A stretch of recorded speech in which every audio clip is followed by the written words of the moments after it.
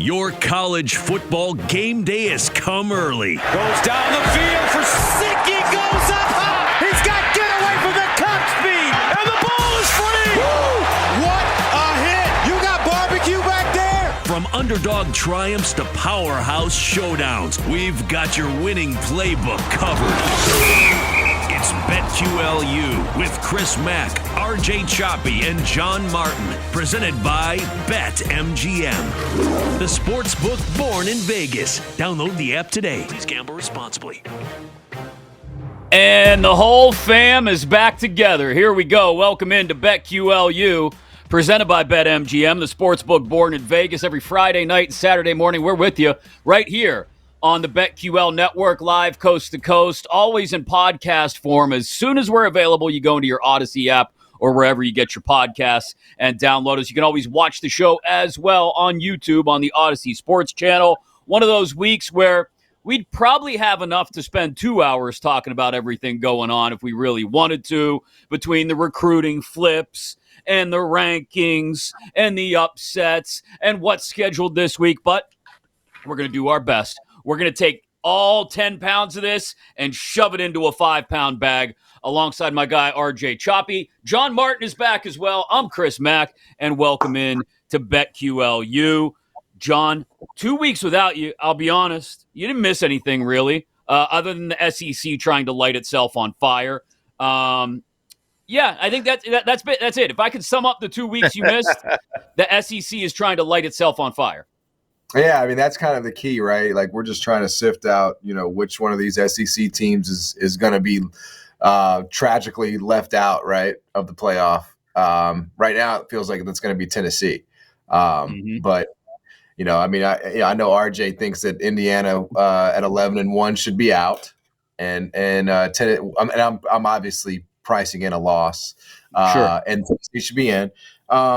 And that might be true. That might be true. I actually, but I just we know that can't happen, or maybe it can. I mean, there's quite a bit of controversy maybe ahead. Yeah, it's going to be interesting, Choppy, to see the way things go down in Columbus this Saturday. We'll get to that game, the Hoosiers and the Buckeyes, and the effect it has on the playoff field. John mentioned your Vols, though. He didn't mention how soundly they got their rear ends handed to them by the Bulldogs, though, for their second loss of the season. Are you okay? Has the sting weared off? Well, I mean, I am looking at my diploma up here on the wall, and it's about as useless as their ability to win against Georgia on the road. It's a futile existence. But yeah, I've overcome the moment. I do blame myself. I had an event that night. I was calling the Tarleton State Abilene Christian football game, and I was not able to even really catch as much as I wanted to of this. But I blame myself because of that. And you should. It's okay. It's okay. But John's right. If when Indiana loses by 30, they should absolutely fall behind all the 2-loss teams. They should fall behind Army as well. Yeah, gonna be interesting to see how strength of schedule is taken into account. And well, now the Big 12.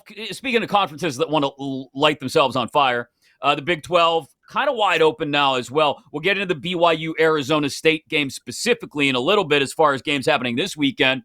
But John, we had BYU getting upset by Kansas. That's their first loss of the season. And they go tumbling down the rankings to the point where right now they're behind Boise State. Boise State would be the fourth conference champ and would get a bye. BYU, as the highest-ranked Big 12 team right now, would have to play as the 12 seed. And it's funny, RJ mentioned Army, but if in some crazy world where Army gets past Notre Dame this weekend, again, another game we'll preview in a few moments here, and the Big 12 champ has 2 losses, and maybe Boise loses again. I don't know. Is it crazy to think that Army could not just sneak into this thing, but I don't know, end up stealing up? The 4th and 5th spots are it's like watching the NFC West in one of those years where everybody goes 9-8. Yeah, I mean, you're really getting down. You're like the I don't remember. I don't know what series it is, but you're like the guy that's got like all the different maps on his wall. You know what I Oh, mean? And yeah, you're yeah, like, yeah. Charlie Day and yeah, It's Always Sunny, where he's got yeah, everything back here and he's got the string and he's got the pencils and yeah. Hey, listen, I'll tell you this. I love our military. I do. And we may, depending on the news of the day, we may need our military now more than ever before. But I don't know if I can get them in. I don't know if I can get them in, man, to the college football playoff. I mean, it is possible if all of that shakes out. I mean, I don't know if I like them all that much against Notre Dame. No, I will say, I think they can be a little more competitive than Navy was against them. But man, I mean, their strength of schedule is going to really hurt them. I think it's going to be probably a little bit too much to overcome for them. It's the reality of it. It really is. That's just the reality of it. We're in the same system we used to be in. Now it's just bigger. It's still the Big Ten. It's still the SEC. It's still everybody else. And there still is a gatekeeping, if you will, to this. And that's just what we are. That's college football. And if you look at the latest recruiting rankings, it's just going to get worse. I mean, 7 of the top 10 are SEC or Big Ten. Or 7 of the top 10 are SEC. And then 2 are Big Ten and 1's Miami. I mean, it's just going to get worse. So this is, buckle up. Yeah.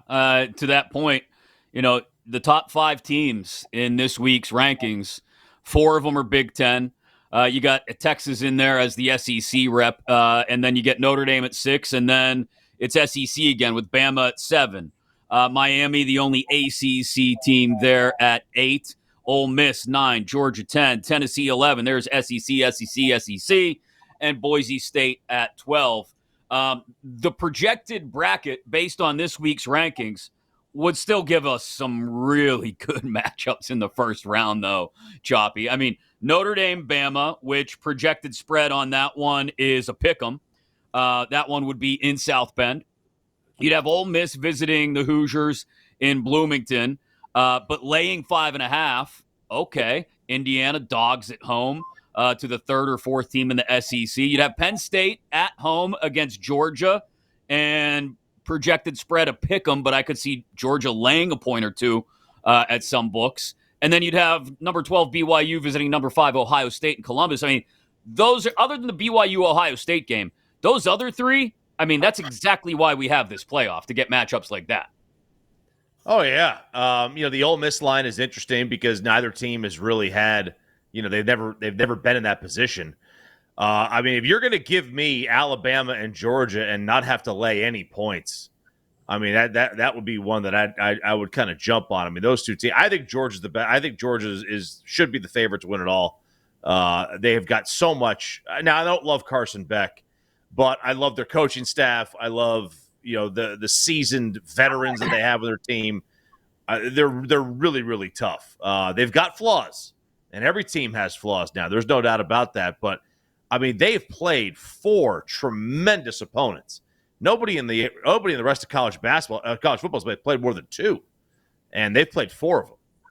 What's going to be interesting here, John, too, is that you're talking about, and this is just this week's projection. There's still, I think many of us expect an Indiana loss to come that will shake this up and what it looks like. But just based on this week's rankings and this week's projected bracket, you'd have those 3 of those 4 SEC teams we talked about going north to play the second weekend of December. Bama going to South Bend. Like I said, Ole Miss going to Bloomington, and Georgia going to Happy Valley. And that's going to be something to watch as well, I think. Yeah, I mean, we don't see that, I mean, we don't see those kinds of games, which I think was the idea. That was kind of the design of this format, was let's not only expand the format, but let's do so to try to reimagine, what December, in January in college football can look like. And so that's what makes me optimistic about it, in terms of, because I've heard from a lot of people this week, like they don't really enjoy the playoff discussion. Like that's one opinion I've heard a lot. And I understand, right? Like you're getting to the, middle, who's the 14th best team in the country? Who's the 13th best team in the country? Like how on earth do you really possibly determine that? But I do think the end result of this is going to be fantastic. I mean, because you're going to get SEC teams in environments that they are not used to playing in. So we have the sort of default setting of SEC is dominant. Well, it's not at Mercedes-Benz every week now, right? Yeah. It's you're going to actually have to face some elements in December, and that's the part that as a college football fan, I'm looking forward to seeing how they navigate it. So here's another interesting aspect of this, and Lane Kiffin finally put a voice to it. Coaches, especially in the SEC, where they're already on the brink maybe of being eliminated from a CFP spot. Maybe there are teams in the Big Ten thinking this way too. I'm looking at you, James Franklin and Kurt Signetti. Would rather not go to a conference championship game because, well, maybe the risk is just too great, especially when you compare it to the reward of getting that bye. Here's what Kiffin said earlier in the week. I've talked to other coaches, so I'll just kind of give you the feeling from some other coaches that, they don't want to be in it. And, the risk. The risk outweighs versus the risk to get knocked out completely. I mean, that's a really big risk. I've talked to other coaches. Lane Kiffin sounds, guys, as if he's not necessarily – he's good with the SEC championship game. You guys can have that.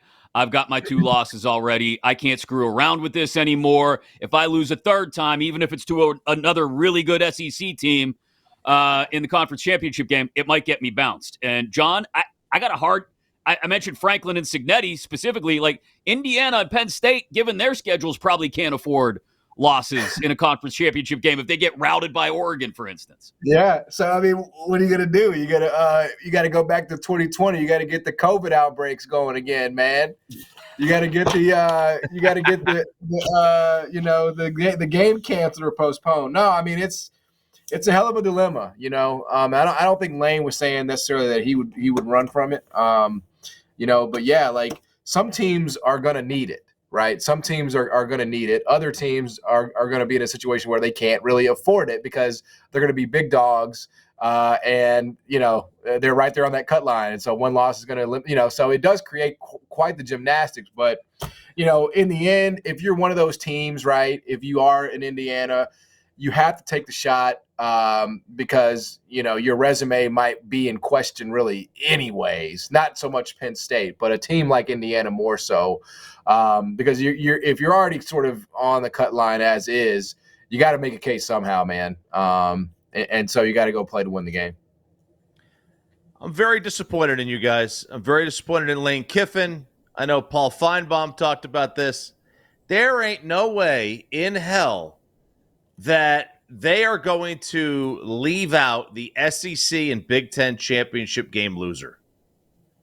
Because the conferences do not want to lose that game. And if you start leaving that championship game loser out, the members of the conference are going to say, all right, fine, we're just going to not do the game anymore. I just don't. I don't see it. Now, Big 12, ACC, absolutely. Oh, yeah. Big 10 absolutely. And SEC, I think the championship game loser is absolutely in.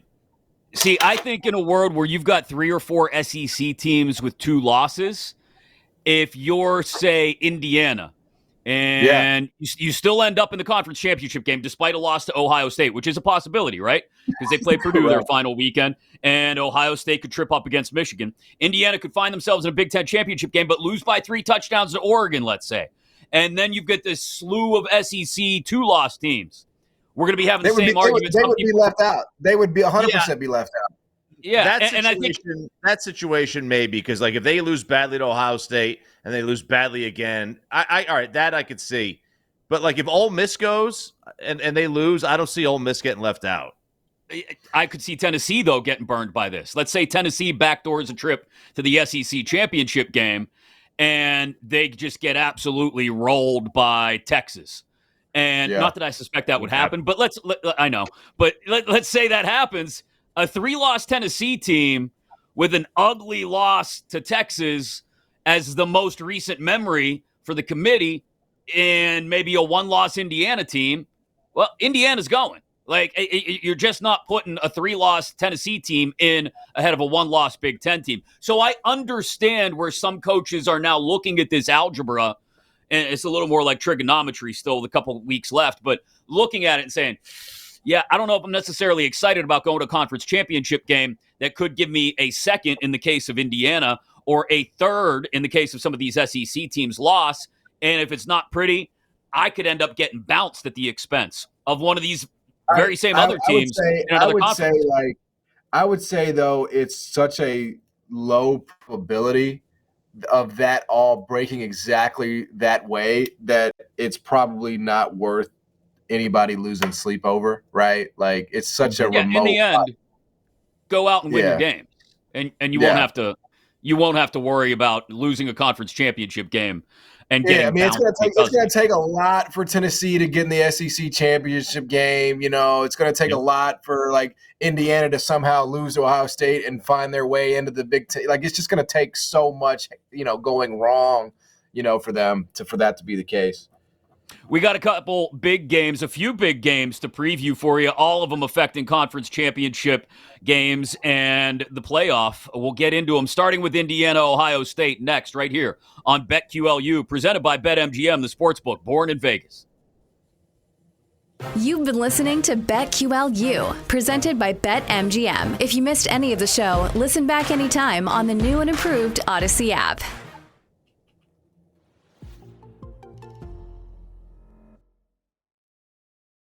Are you ready, sir? Start your engines. Let's go. Astros money line versus the Marlins. Johnny Cueto, no thank you. Yeah. Oh, my goodness. How does this affect me personally? Which is absolutely bonkers to me. If you do the middle school math, is 117 yards per game that you gotta post each and every weekend. I knew it. Who has the upper hand? Do we think it's going to be the offenses, or do we think it's going to be the defenses? How about Saturday's game? Let's just throw a random game out here. Like, I don't want to put faith in NC State. There's a chance we'll lose outright. Who knows? Jinx is definitely not paying attention right now. He's just vibing to the music. Are you ready for the most interactive sports gambling show? Introducing BetQL's Send It In with PJ Glasser. We want to hear from you. Send It In is about your picks, your trends, and your fades. Share your thoughts, predictions, and your best daily best bets with the Send It In community. Set your reminders, mark your calendars, and get ready to send it in on weekday afternoons at 1 Eastern on Twitter, YouTube, and Twitch. On your home for wagertainment, the BetQL Network, presented by BetMGM. Go for the betting cycle on BetQL with Cody Decker. Cody Decker, former professional baseball player, turned professional smartass on the radio. Sports handicapper Rob Brown. When Penix Jr. plays USC, he's getting 400 yards. Cycling all the top plays. And Cody Decker, I think Florida can cover today. And one outrageous show parlay. 1, 2, 3. Let the chaos begin. It's Bet for the Cycle on the BetQL Network, presented by BetMGM.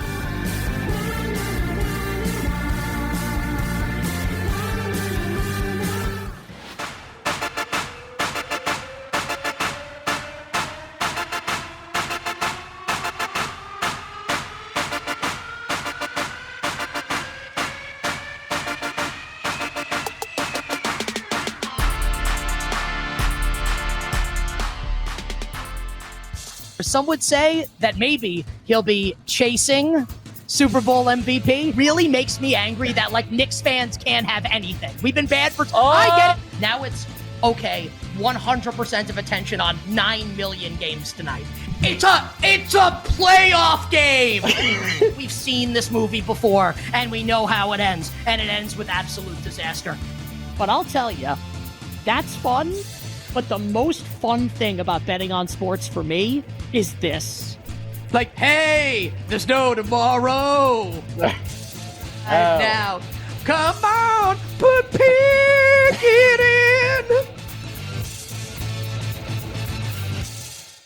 Are you ready, sir? Start your engines. Let's go. Astros money line versus the Marlins. Johnny Cueto, no thank you. Yeah. Oh, my goodness. How does this affect me personally? Which is absolutely bonkers to me.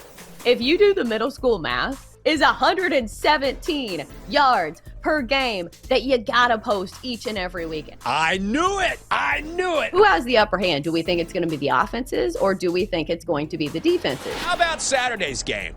Let's just throw a random game out here. Like, I don't want to put faith in NC State. There's a chance we'll lose outright. Who knows? Jinx is definitely not paying attention right now. He's just vibing to the music.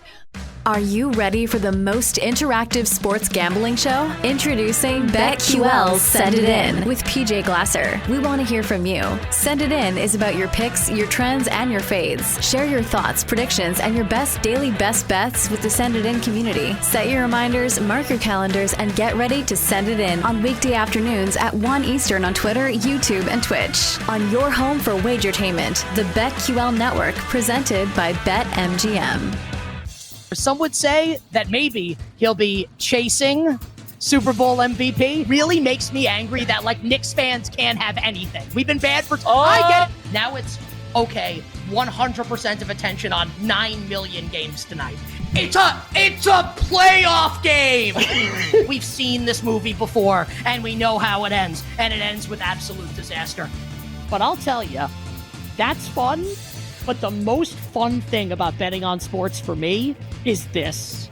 Like, hey, there's no tomorrow. And now, come on, pick it in.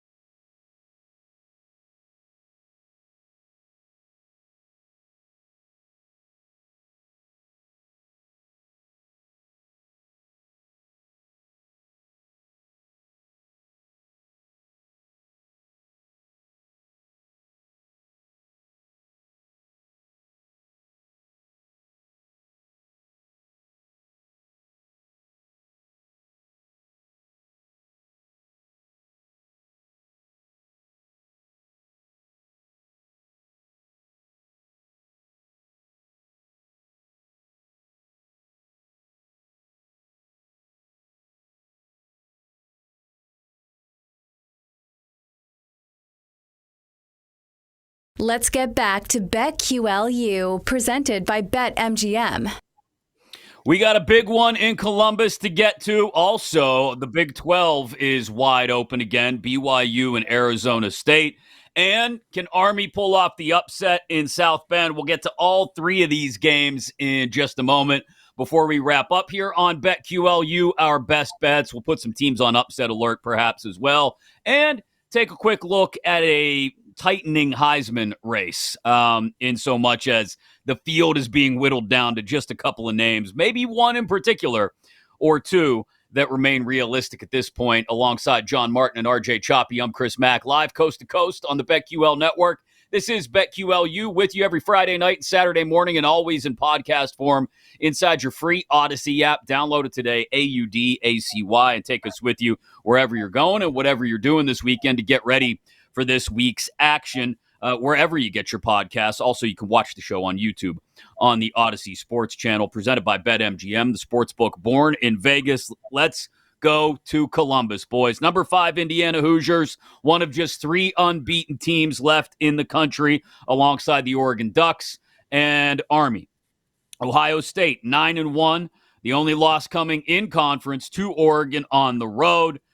For Indiana, a win in Columbus, not only would it be massive, especially given the 12.5 to 13.5 point spread, but it would also basically cement their CFP hopes, short of melting down against Purdue next weekend. It would, at the very least, do all but, I think it's like 99.9% clinch them a Big Ten championship game appearance. They've built up this undefeated record, though, Choppy.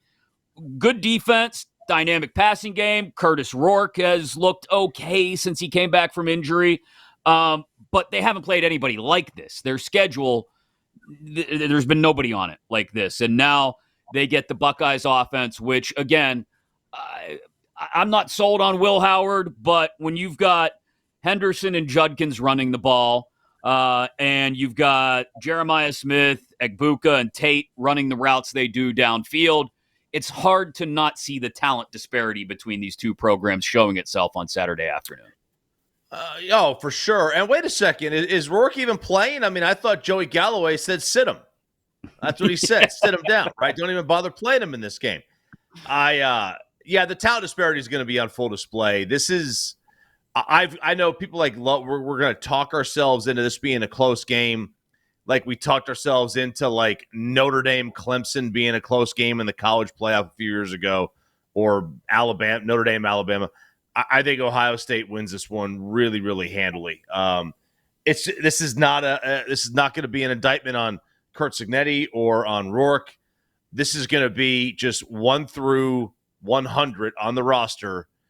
You're looking at Ohio State playing a combination of Indiana and James Madison. Like, that's going to be a tough pill to swallow for Hoosier fans. Like, they're just going up in weight class, and if they win, more power to them, man. Like, they not only did it, they went up in weight class, and they showed Ohio State who's boss. But I don't know, man. I don't know that I could sit here and not take the 12.5. Yeah, I mean, this could be a 34-21 game, John, and Ohio State covers, and Indiana doesn't get embarrassed, and everybody walks away from it going, okay, yeah, pecking order in the Big Ten has been restored. Yeah, I mean, listen, I don't disagree with anything that's been said. I think, that's sort of the theme of the matchup. The one thing I might introduce, though, is just that I think this is a coaching mismatch. I mean, and I typically really, in games like this, I typically really want to get involved with the dog, especially against Ryan Day. I just don't think he's very good.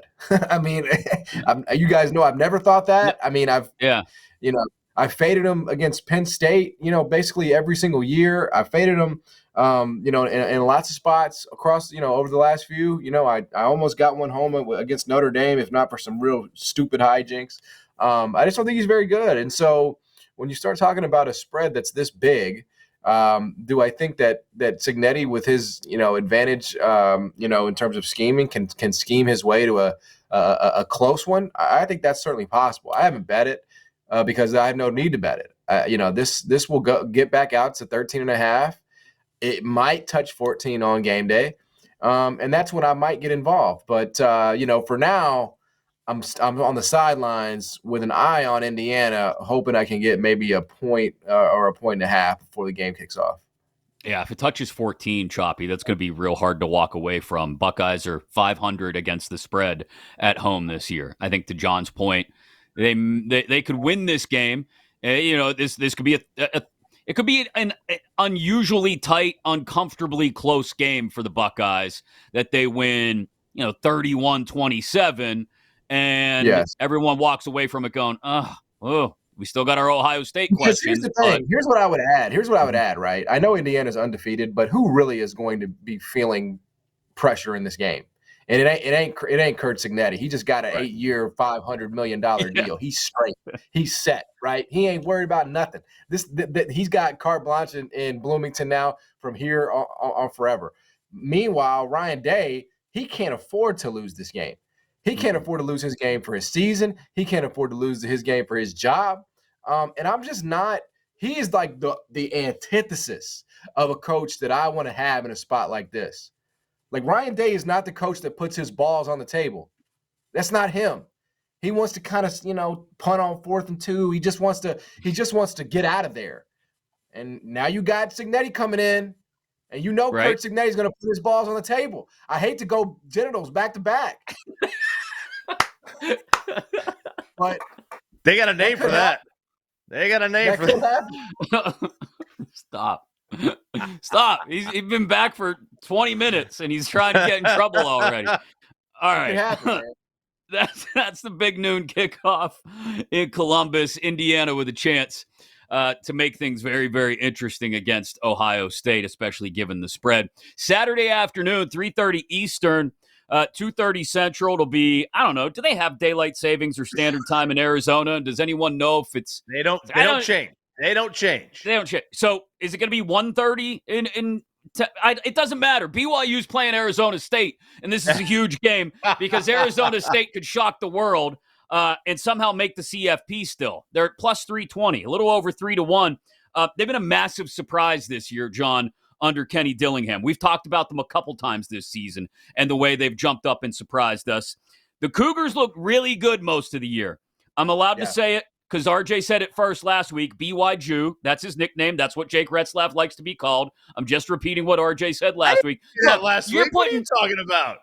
Look, John, you're putting people's balls on the table. I can say that if I want. Retzlaff You wear religion. I mean, that's more taboo, I think, in 2024. Yeah, way more taboo. Genitals or religion? Come on. Anyway, Retzlaff's coming off probably his worst game of the season. The team as a whole struggled against Utah the week before that, barely got away by the hair on their chinny chin. Sun Devils defense, really good, especially against the run. If they can make Retzlaff one-dimensional here, John, as this sits at Arizona State only laying 3, this could essentially bump BYU out of the picture. Yeah, I mean, first and foremost, I think the black hole that has been Curt Cignetti has unfortunately overshadowed a lot of other great coaching jobs around the country. And Kenny Dillingham is at the top of that list, along with Prime. I knew Kenny Dillingham a little bit when he was here at Memphis.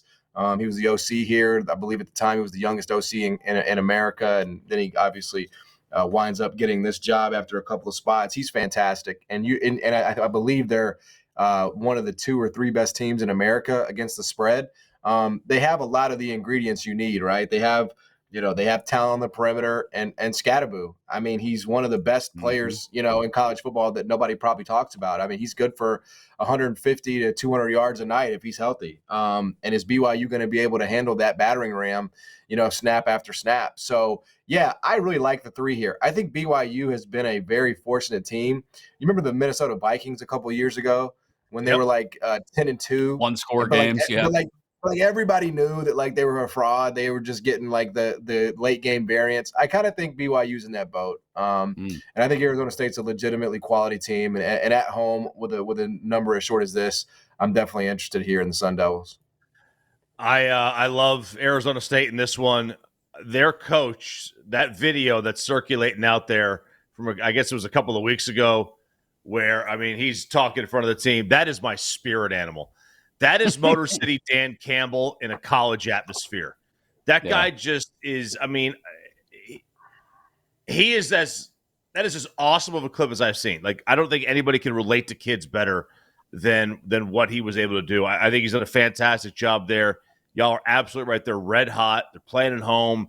The tickets for that game are like $300-$400 right now. That's Arizona State football. Nobody thinks about Arizona State football. So I love it. I'm all over Arizona State at 3. Sun Devils 5-0 against the spread at home this year as well. Saturday night, NBC, number 19 Army traveling to number 6 Notre Dame in South Bend. This one right around 2 touchdowns as well, 14 and a hook, though, Notre Dame laying against an Army team. We laid it out. They could really throw the playoff picture into disarray if BYU loses again, if you end up getting one of these Big 12 teams with 2 losses winning the conference. But Notre Dame's, look, they're underrated on the offensive side of the ball, and I'll admit to being one of those people that underrates their offense because Riley Leonard just did not do a lot with his arm in the first, 6-7 weeks of the season, and now he's becoming more of a complete quarterback.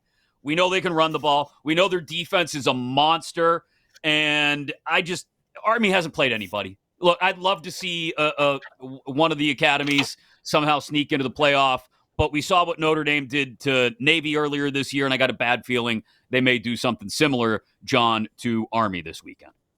Yeah, I think Navy's definitely out of the race. I mean, they had a great start, but I think with obviously they lost to Rice at they've lost to Notre Dame. I mean, they're out of the picture, unfortunately. I think Army has a chance maybe to keep it closer than Navy did.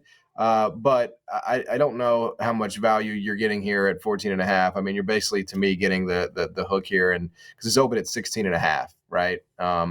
If it was 17, which it's never going to be. That number never existed.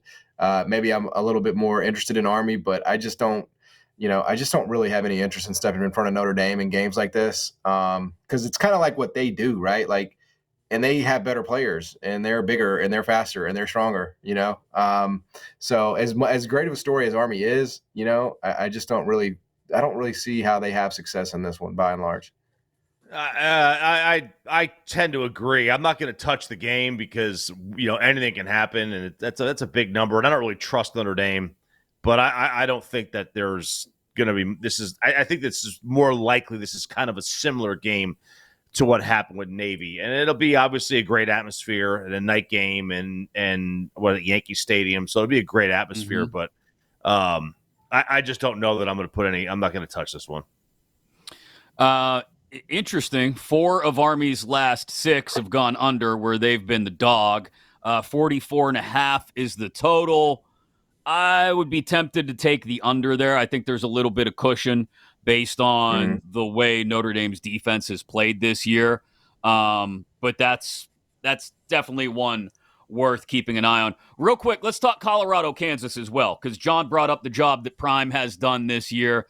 And this one is another one that is massive for the Big 12 picture. Colorado laying 3 on the road at Kansas, but Kansas home games haven't been Kansas home games this year. It's either at a soccer stadium or this one, I believe, is at Arrowhead.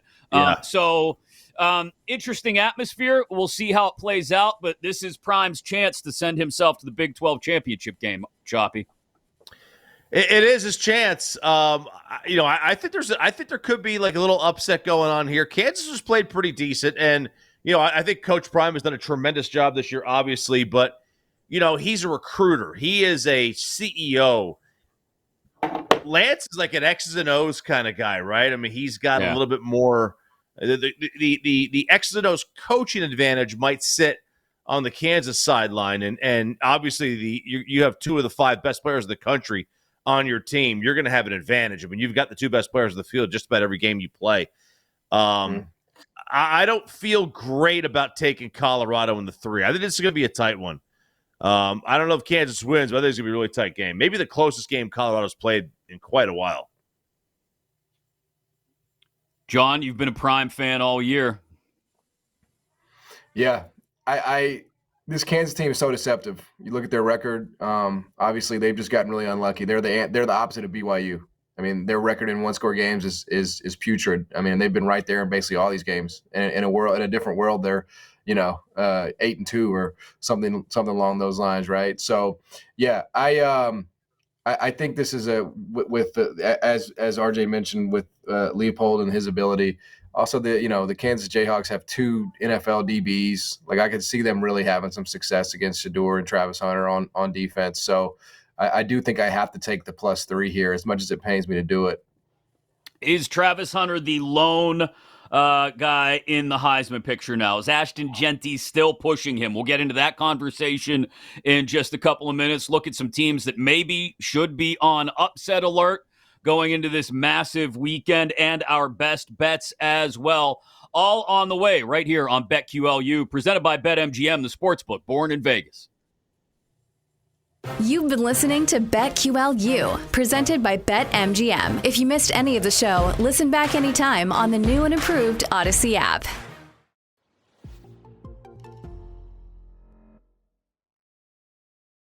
Are you ready, sir? Start your engines. Let's go. Astros money line versus the Marlins. Johnny Cueto, no thank you. Yeah. Oh, my goodness. How does this affect me personally? Which is absolutely bonkers to me. If you do the middle school math, is 117 yards per game that you gotta post each and every weekend. I knew it. Who has the upper hand? Do we think it's going to be the offenses, or do we think it's going to be the defenses? How about Saturday's game? Let's just throw a random game out here. Like, I don't want to put faith in NC State. There's a chance we'll lose outright. Who knows? Jinx is definitely not paying attention right now. He's just vibing to the music.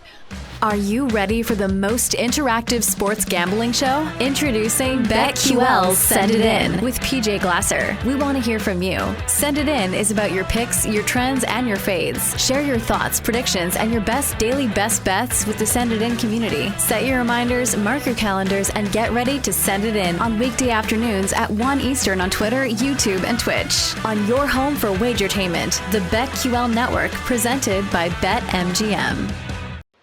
Go for the betting cycle on BetQL with Cody Decker. Cody Decker, former professional baseball player, turned professional smartass on the radio. Sports handicapper Rob Brown. When Penix Jr. plays USC, he's getting 400 yards. Cycling all the top plays. And Cody Decker, I think Florida can cover today. And one outrageous show parlay. 1, 2, 3. Let the chaos begin. It's Bet for the Cycle on the BetQL Network, presented by BetMGM.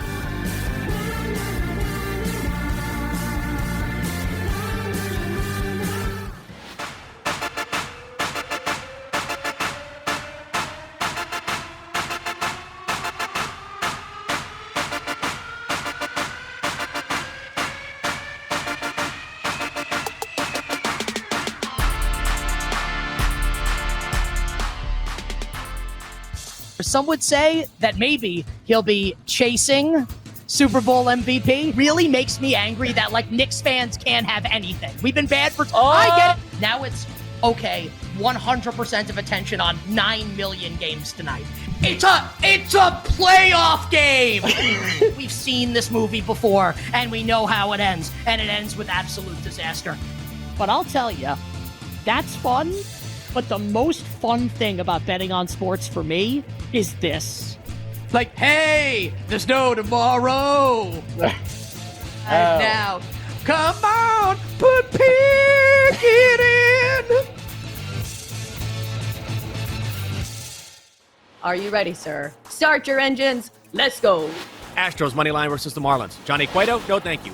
Yeah. Oh, my goodness. How does this affect me personally? Which is absolutely bonkers to me. If you do the middle school math, is 117 yards per game that you gotta post each and every weekend. I knew it. Who has the upper hand? Do we think it's going to be the offenses, or do we think it's going to be the defenses? How about Saturday's game? Let's just throw a random game out here. Like, I don't want to put faith in NC State. There's a chance we'll lose outright. Who knows?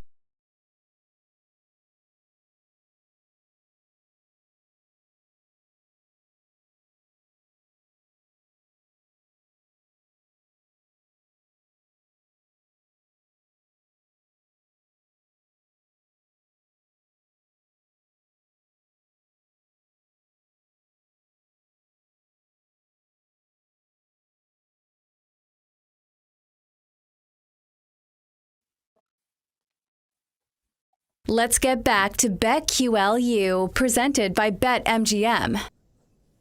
We will get you our best bets to wrap things up in just a moment here on BetQLU alongside John Martin and RJ Choppy. I'm Chris Mack. We're live coast to coast on the BetQL Network every Friday night and Saturday morning, getting you ready for all the action. Don't forget, you can get us in podcast form on demand inside your Odyssey app or wherever you get your podcasts as soon as we're ready every single weekend for you. And watch the show on the Odyssey Sports Channel on YouTube. It is BetQLU, presented by BetMGM, the sportsbook born in Vegas. Any teams that should be on upset alert, we'll look at that in a moment as well. Heisman update, though, gents, really down to just two names, it feels like. If you weren't going to jump on the Ashton Genty bandwagon before this weekend, I don't know what the hell you were waiting for, to be honest. It's still 4-1, not quite where it was a month and a half ago, maybe. He's right behind Travis Hunter, not right behind. He's way behind Travis Hunter, who is minus 400 right now. It kind of feels like this has been decided, Choppy. Travis Hunter minus 400. He's far enough out there. You know, if Genty puts some things together in the last couple of weeks of the regular season, maybe there's a chance, but it feels like this one's in the bag, and I don't see how short of a couple of 200-yard rushing games with 2 or 3 touchdowns each week, Genty catches Hunter? It's most likely in the bag. There's the situation this week with Kansas. They've got, like John said, 2 NFL corners. They shut Travis Hunter down, and he hadn't really played anybody. I mean, he's the only guy who's played a worse schedule than him is Genty. I could see that happening, and does that open the door for Gabriel, Cam Ward? It might, and I think it would if that were to happen. To me, the other thing you got to look at is the Heisman Trophy is the perceived best player award. We all know it's really the Maxwell, because the Heisman Trophy is voted on by people who are casuals. They're not the college football fans. So you vote on who you hear. There are plenty of people who aren't in college football media who vote on the Heisman Trophy. Whereas, and I'd be interested to see, does the Maxwell go to Travis Hunter? Or who does that one go to? I like for them to meet up. It's like you got to get a mandate, right? It's like winning the popular vote and the Electoral College. You got to win them both, get that mandate. and I think that's what happens. And I think that might happen here. We might have a split vote. We might have a split Heisman winner of Hunter and a Maxwell of Genty or whoever. John, it's interesting. Choppy brought up a few names there, like Cam Ward, who's 15-1 at BetMGM. And then a really interesting crowd at 30 and 40-1. Milroe, Curtis Rourke, Dylan Gabriel. I don't think any of those 3 have a shot, but I think Cam Ward is worth discussing. It would have to be a couple of massive games here to end the year, and both Hunter and Genty, I think, would have to fall on their faces for Ward to really seriously enter the conversation, though. Yeah, I mean, I don't think Ashton Genty can or should win the award. I don't believe in it. I don't believe that a player that plays in the group of 5 should ever win this award. This is from American Athletic Conference, yes. John. Yes. Yes, this is for me. This is for me. But I think, unfortunately, you should be ineligible for this award, because the teams they played Oregon, which is 1 game out of 12. The rest of it been, namby-pambies, jabronis, clowns, street corner. I don't care what you did against San Jose State. I don't care what you did against Utah State. I don't care what you did against, and he didn't even play that well, by the way, against UNLV. I think he was averaging 3.5 to 4 yards a carry. So I just, the reality is that when I'm trying to figure out, who I'm giving this award to, I hate to be the exclusivity guy, but it's got to be a power guy. Because you're playing the best players. You're doing this against the best players. Would Ashton Genty do this against Georgia's defense? Would he do this against Tennessee's defense? Would he do this against Ohio State's defense? 1 week, John Martin wants to be the commissioner of the group of 5. The next week, he's calling the group of 5 namby-pamby. I don't know what happened to this guy in the last 2 weeks. For this award, now anything can happen in a team game, but for this individual award, which we hand to the best player in the sport, we're gonna really look at America and say Ashton Genty was the best player in college football. He ain't better than Shedeur Sanders. Okay? I mean, he's just not. He ain't better than Jalen Milroe. He ain't better than Dylan Gabriel. He ain't better than Cam Ward. So, I mean, that's just great running back, and he's probably gonna have a long NFL career. But he's not doing it against the competition that you have to do it against, in my mind. So, to me, it's really a 2-horse race between Travis Hunter and a very, very, very, very distant Dylan Gabriel. Yeah, if Oregon goes undefeated, and wins the Big Ten championship game undefeated, obviously. I think maybe if Gabriel remains as consistent as he has, that maybe opens a little bit of a door. Let me just add back to that, right? Let me just add back to that. Think if we applied this to college basketball, right? There's 370 teams. What if we just said, well, there's a guy in the MEAC who is averaging 38 points a game. He's the best player in the sport, right? No, of course he's not. Of course he isn't. He's playing against clowns. So, I mean, people are going to bet Ashton Genty because of his stats, and I understand that. It's a bad bet. There's a reason why the last person that did it from the group of 5, it was in the 60s. It was Staubach with Navy. I don't even know if that counts. So, yeah, I'm just once again now. Now, not only is he denigrating a service academy, he's denigrating a service academy that's a member of the American Athletic Conference. Well, I'm just saying, I don't know what Navy was back then. I don't know. Where's the John Martin that went on vacation 2 weeks ago? He got left in Jamaica. He's gone now. I still love my group of 5 guys, but they can't win this award.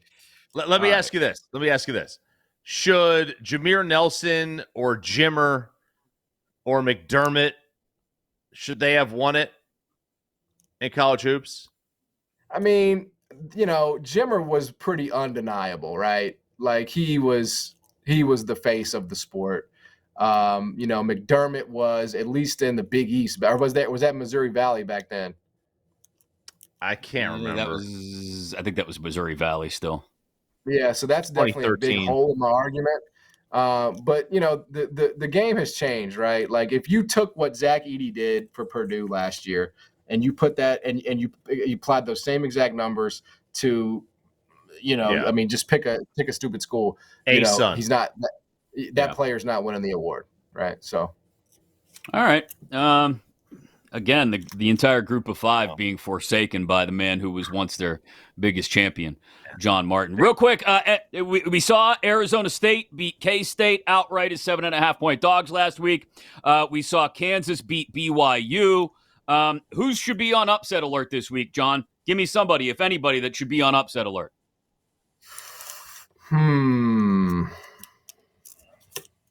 Ole Miss going to Gainesville. Yeah.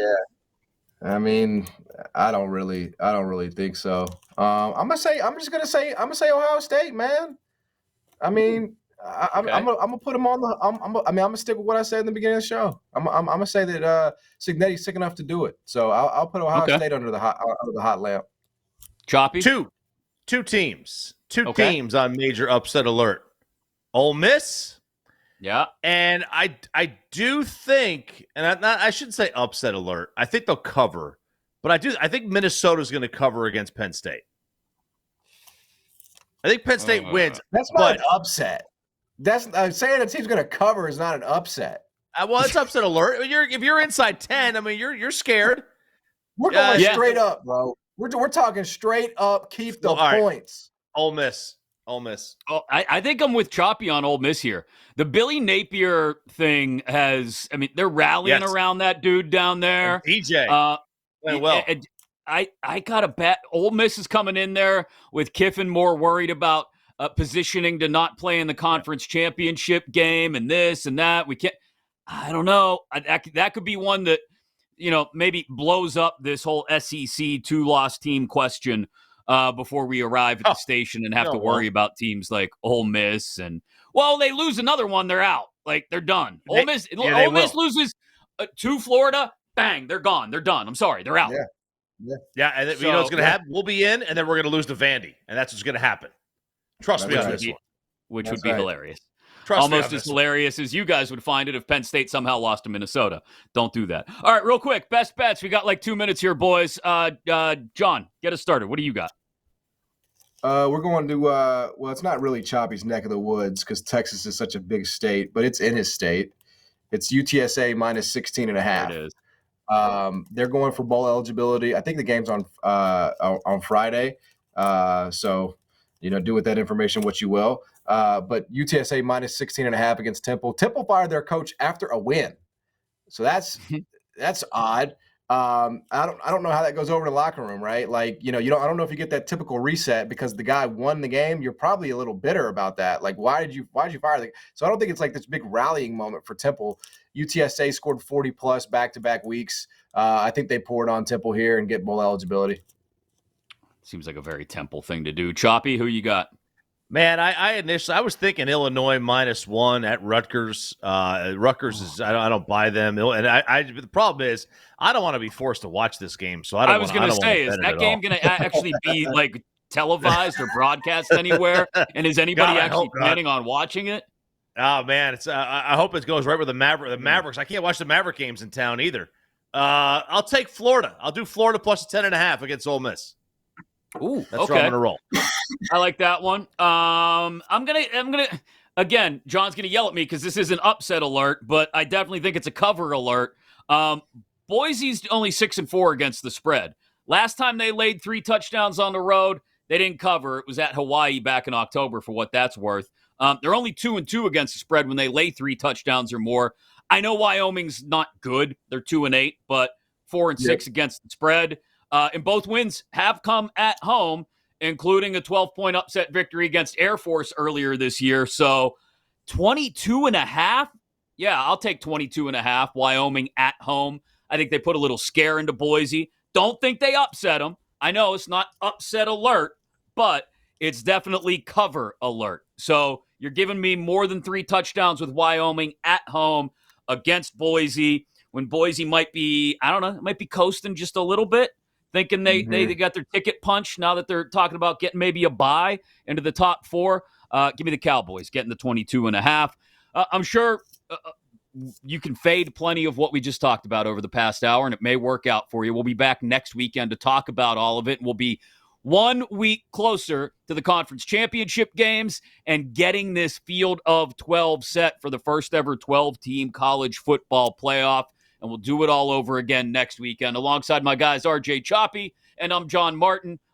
I'm Chris Mack. He's John Martin. I'm out of words, as you can tell. Thanks to producer Zach Kroll.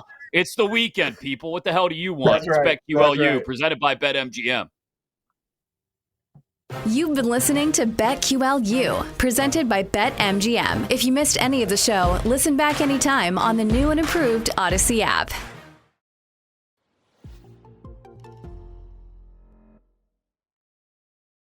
Are you ready, sir? Start your engines. Let's go. Astros money line versus the Marlins. Johnny Cueto, no thank you. Yeah. Oh, my goodness. How does this affect me personally? Which is absolutely bonkers to me.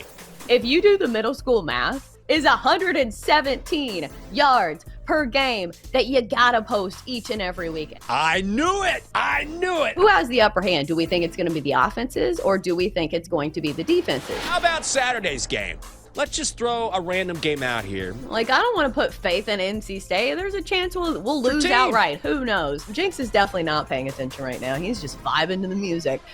Are you ready for the most interactive sports gambling show? Introducing BetQL's Send It In with PJ Glasser. We want to hear from you. Send It In is about your picks, your trends, and your fades. Share your thoughts, predictions, and your best daily best bets with the Send It In community. Set your reminders, mark your calendars, and get ready to send it in on weekday afternoons at 1 Eastern on Twitter, YouTube, and Twitch. On your home for wagertainment, the BetQL Network, presented by BetMGM.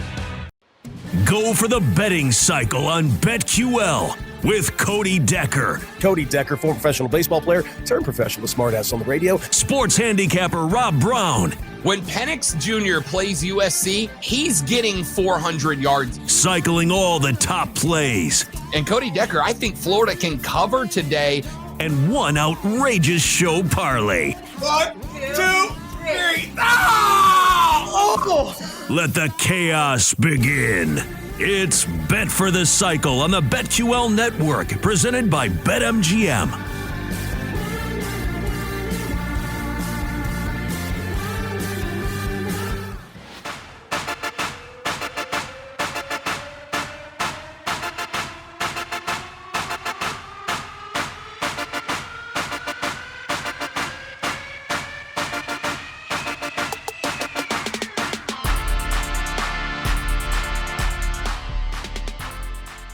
Some would say that maybe he'll be chasing Super Bowl MVP. Really makes me angry that, like, Knicks fans can't have anything. We've been bad for... I get it. Now it's, okay, 100% of attention on 9 million games tonight.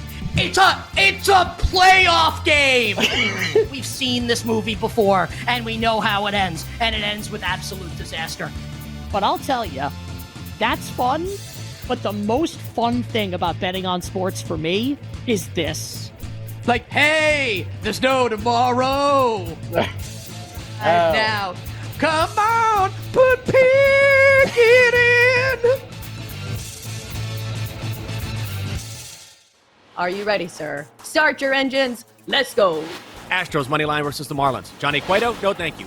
Yeah. Oh, my goodness. How does this affect me personally? Which is absolutely bonkers to me.